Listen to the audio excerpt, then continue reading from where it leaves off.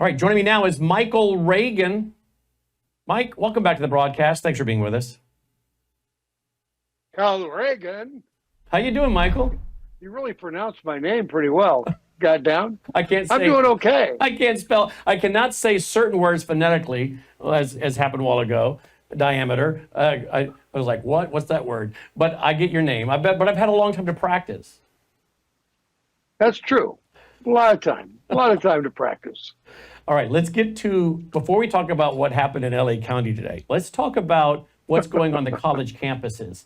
I have a video that I've watched a gazillion times. I know you've seen it. You're very aware of it. It is a video of your father taking on some of the professors at Berkeley. We'll play it here in a second.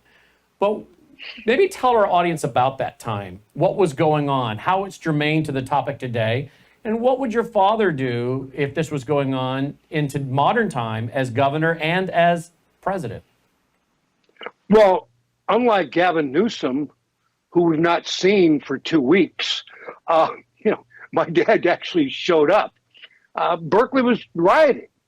They were doing very much at Berkeley back in the 60s as what's going on now on college campuses, UCLA, SC, you name the university at this point in time.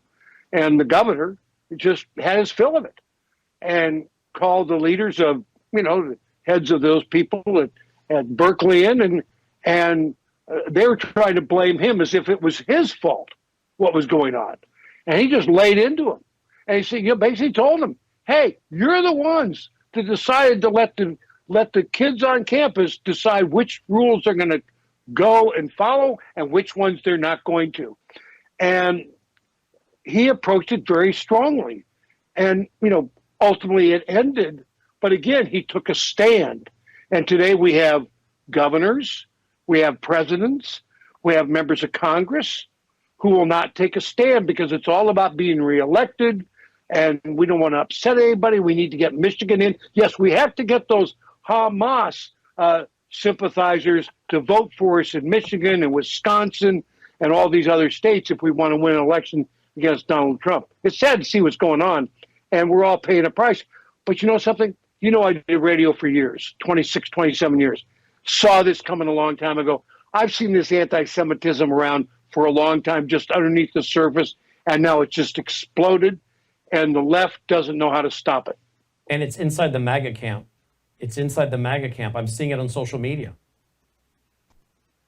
It's really, unfortunately, it's everywhere. It's really, it never went away. Second World War ended, but it never went away. And this is what we're seeing. And I don't know how you're going to stop it because it's growing and growing and growing every single day in America. And we have imported into our own country people who hate America, people who hate Jews, and we've allowed it to fester at our college campuses. I look at this and I say, remember Haight-Ashbury? You're too young. Haight-Ashbury back in the 1960s. Well, all these Haight-Ashbury kids grew up to become professors in college. And guess what? They started training the next generation to take over what they were doing back in the 1960s. And so you have the professors training the next generation who then graduate or become professors themselves, and they hate America, and that's what they teach in the universities today. And I like to joke around that, there was a point in time back in the 1980s where you had a kid from Yale, a kid from Columbia, a kid from MIT, a kid from Harvard, a kid from Princeton, a kid from Chicago Business School, and they're looking at each other and say, we have to make a decision right now. What do you think? And one kid looks at the other kid and says, don't ask me, ask the kid from Eureka College. My father. Yeah, absolutely. And a few people in the audience got that, if you followed the history and life and biography of Ronald Reagan, that's right. You don't have to go to an Ivy League college to become a success. It's about you. It's about what you can accomplish. And whether you go to MIT, Columbia, or whatever, it doesn't matter. It's about the person. And today we're not graduating those kind of people. Well said. Let's go to this video. Black and white, folks. Many years ago, Listen to what Ronald Reagan, governor, had to say to the professors. Those people told you for days in advance that if the university sought to go ahead with that construction, they were going to physically destroy the university. Now, why did you negotiate many times? Negotiate? What is to negotiate? What is? Well, the university is a public institution. That's right. Important institution But the university, for all of its own community and for the community of Berkeley that live around it. all of it began the first time some of you who know better and are old enough to know better let young people think that they had the right to choose the laws they would obey as long as they were doing it in the name of social protest. What can you tell us behind the scenes? Is there more to the story, as they say, behind the scenes of that? No, there's not really much more to the story except the end of the story is that, that night or night soon thereafter when all this stuff was going on, there was a Molotov cocktail thrown through the lower window of their home up in Sacramento, Dad and Nancy's home. And, of course, being upset, and Dad and Nancy went to the top of the stairs, and Dad went down the stairs. And Nancy stayed at the top, saying, "What are you doing?" And he got to the bottom of the stairs, and he started to chuckle. And she said, "What is so funny?" He says, "Only in California. The Molotov cocktail was in a champagne bottle." See, I knew there was more to the story. I didn't know what it was, but I knew there had to be more. You always have these other stories back behind there.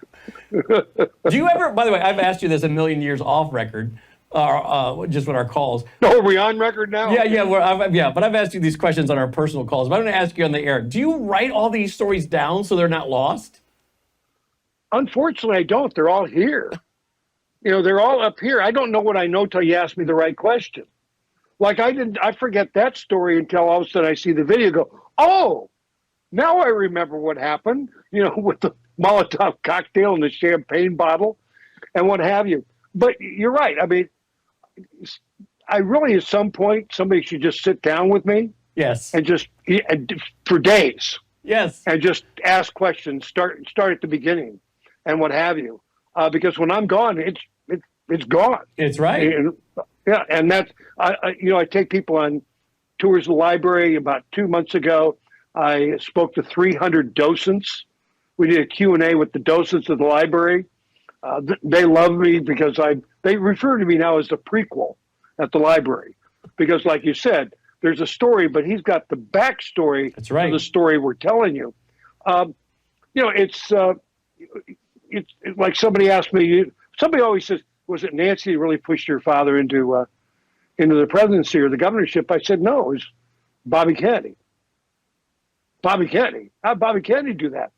And it's interesting because Dad was doing a television show, General Electric Theater, late 1950s, very early 60s.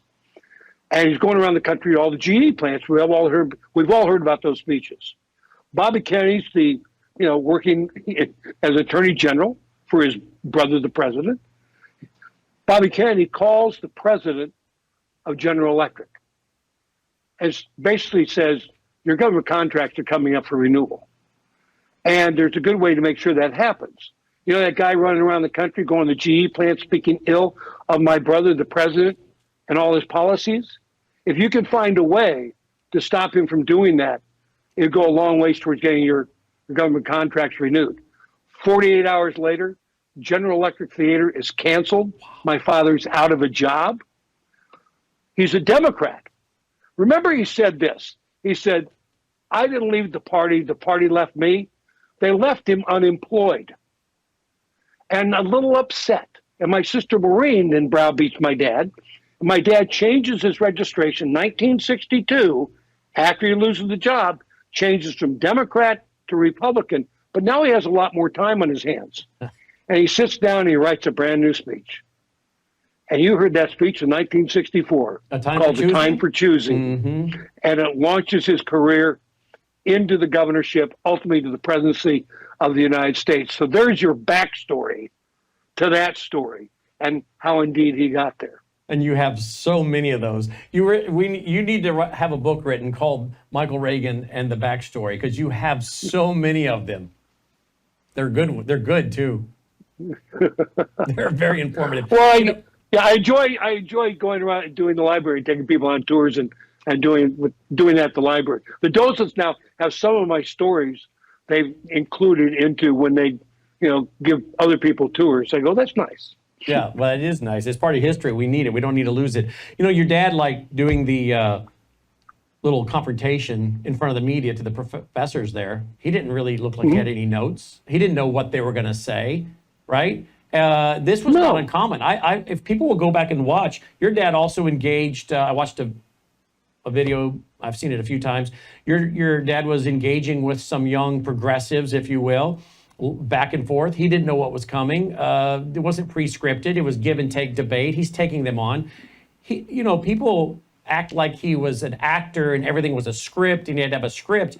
But if you go through the record that's on video available to us, there was a lot of times when he had zero notes in front of him because he didn't know what was coming. It was all coming right out of his head, which again goes to the point of the yellow legal tablets that are stacked up. I'm sure they're at the library where he was writing his own radio commentaries and everything. No, he did. I mean, he wrote his radio commentaries and what have you. He had a library where he actually read the books in the library. They weren't there for show. He actually read them and reread them. When I go speak at to Young America's Foundation at the Ranch Center in Santa Barbara, they bought the ranch in 1998, and I'll go up there like June 16th. I think I'm there speaking. I tell them one thing: readers are leaders, and it's so true. If you're reading, as my dad did, profusely, read. Get your head out of that 19-inch peephole in the paradise and start reading books. That's what he did. And he was so knowledgeable on so many different levels. So he could sit down with you and you could have a one-on-one with him, no notes, and about, you name the issue. He was aware of it. He knew what he was doing. He had a great memory for what he did. It's interesting. His speeches, Newt Gingrich tells a story about my dad's 3x5 cards, and Newt Gingrich introduced my dad at an event, and my dad reached in the left-hand pocket of his jacket to pull out the cards, and they fell out of his hand onto the floor. And Newt just went, "Oh my God, what is he going to do?" He said, "Your dad just simply leaned down and shuffled them back together and started his speech from whatever card was on top." Pretty simple. He knew the speech. I'll start here. Why start there? I can start here. Gave the speech. Nobody knew the difference. Well, he was also known for, back at WHO in Des Moines, kind of ad-libbing a ball game while he lost access to the teletype, wasn't it? Oh yeah, I did that St. Louis Cardinals playing, and gosh, he had Dizzy Dean on the mound pitching, ball on the way to the plate, and the ticker tape went dead. So he had the batter actually foul off, I think, 11 or 12 pitches over a period of time. Somebody actually wrote the Guinness Book of World Records and said, I think that was the longest at-bat in the history of baseball. And then found out that actually the guy struck out or fouled out on the first pitch. But my dad had him fouling off balls for 11 or 12 balls and just telling everybody about the two kids who ditched school that day, brought their gloves, able to catch a foul ball. The ball is going, just fouled by a foot, and did the whole thing. He also did wrestling matches. Don't want to break your heart here, but they're all pretty well scripted. And he was doing a wrestling match one night, and one of the wrestlers supposed to take the other, spin him over his head and throw him into the crowd, out of the ring. And while he's in the ring marching around like he won something, the guy was going to crawl out of the chairs and back into the ring and then pin the guy. And that's the way he called it, because that's the script. But what happened was we threw the guy into the crowd, into the bleachers. Guy broke his arm, broke a leg, never got out of the bleachers. But everybody thought the guy won. Oh man, you have so many of these. Let me go to what you sent. You sent me this today. Is this today's paper? Yeah. LA County declares Jane Fonda Day. Yeah, perfect day, May 1st. And what's going on in the world today? We have Vietnam Jane. It's going to have her own day here in Los Angeles. Wow. Well, That's the world we live in. I mean, that's absolutely the world we live in today. I mean, we're in turmoil in the colleges. We're in turmoil in America, and let's get the Vietnam girl in and have her own day in Los Angeles, Jane Fonda. This is the lack of leadership that we have here. I mean, as I said, you can't find the governor. You have UCLA riots last night. You have SC, all these things going on. Nobody has seen the governor. He is AWOL. He must be dancing with Biden somewhere because you can't find either one of them, on a map. you wrote an article, and by the way, he has a weekly column he puts out, Mike Reagan does, Hating America 101, a course for homegrown terrorists.